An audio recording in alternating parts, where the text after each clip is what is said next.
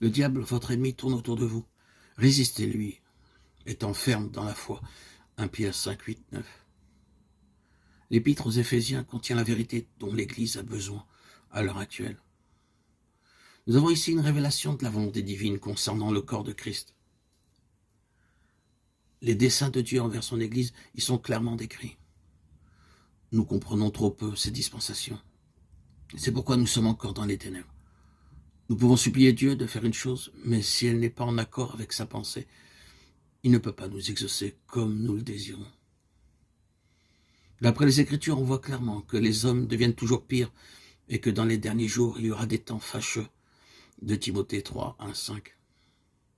Les ténèbres s'épaissiront et s'étendront sur la terre. Dès maintenant, Christ prépare son Église en l'élevant par la foi en esprit dans les lieux célestes, à être transmis à la rencontre du Seigneur. Plus tard, quand toutes choses seront dévoilées, nous verrons, je pense, que le 19e siècle a marqué une époque dans les desseins de Dieu envers le monde. Il envoya une effusion spéciale du Saint-Esprit pour réveiller l'Église de Christ à travers le monde, pour qu'elle se lève et se prépare au retour du Seigneur Jésus. Depuis ce moment, l'Église, je parle ici du corps mystique de Christ, a été plongée dans la bataille, le conflit des derniers jours. Vous le verrez partout, le conflit règne maintenant. Là où régnait le calme plat et le conflit vaut mieux que le calme plat. Le service du chrétien aujourd'hui est différent de ce qu'il était il y a maintenant 2 siècles. Il semble y avoir 2 sphères distinctes de service parmi le peuple de Dieu. Le service de ceux qui sont encore sur l'ancien plan, allant jusqu'à la limite des lumières qu'ils ont reçues. Et Dieu les emploie. Mais tout âme qui marche avec Dieu marche vers une lutte qu'elle n'a jamais connue auparavant. Ce qu'il faut à l'heure présente, c'est comprendre notre position spirituelle, où nous sommes, et comment nous devons travailler pour triompher dans la lutte. Comment la bataille serait-elle gagnée? Par ceux qui comprennent comment il faut prendre position en Christ, au-dessus de toute principauté, de toute puissance, et qui resteront fermes dans cette position de victoire en Christ, jusqu'à ce que les puissances des ténèbres soient vaincues et que le peuple de Dieu soit délivré.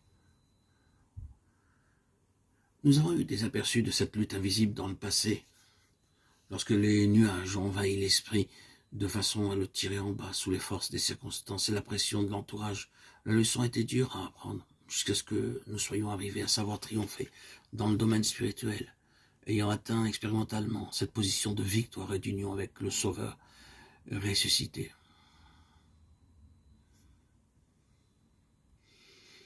Au sujet de ce conflit spirituel, nous pouvons le voir au chapitre 6 des Éphésiens et écouter Paul qui écrivit cette lettre de Rome.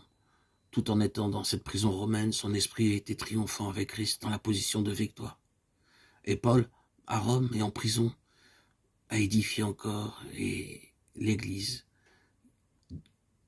de nos jours. En regardant aux circonstances extérieures, on serait tenté de dire, pauvre Paul, son œuvre est terminée. Mais non, non, non, nous dirait-il, il n'y a aucune défaite dans les lieux célestes. Aujourd'hui, au XXIe siècle, l'Église de Paul est encore édifiée par ses lettres. Tel est l'homme qui écrivit les choses les plus élevées concernant la vie spirituelle de l'Église, et nous trouvons cette révélation dans cette merveilleuse épître aux Éphésiens. Elle commence par nous révéler Christ assis à la droite de Dieu, et se termine dans le 7e chapitre par le message de la guerre spirituelle du chrétien. Au verset 10, il est écrit « Au reste, soyez forts ». Soyez forts en quoi? Dans la position spirituelle, dans le Seigneur. Vous êtes en lui.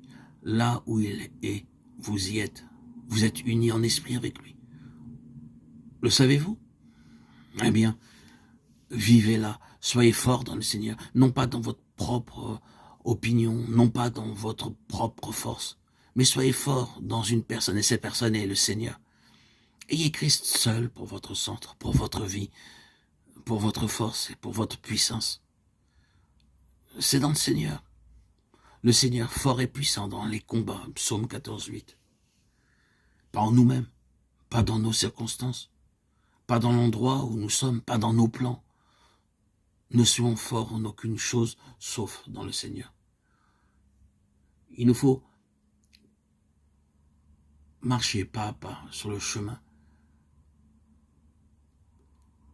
de tout croyant qui nous amène à cette position de victoire pour être fort dans le Seigneur, capable de combattre dans la guerre spirituelle qui est décrite dans le chapitre 6 des Éphésiens.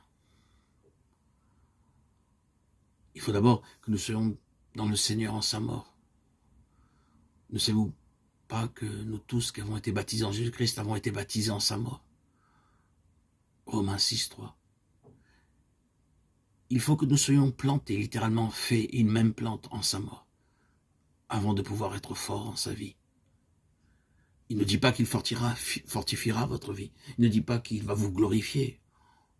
Vous devez être plantés, enracinés, ensevelis avec lui en sa mort, de façon à ce que rien ne puisse vous en arracher. À ce que toutes les forces de l'enfer ne puissent vous arracher de cet enracinement en sa mort, de sorte que vous soyez tellement unis à lui en esprit que vous soyez forts en sa vie. Mettez-vous bien dans l'esprit que vous êtes morts au péché, que vous vivez à Dieu en Jésus-Christ, votre Seigneur. Romains 6, 11.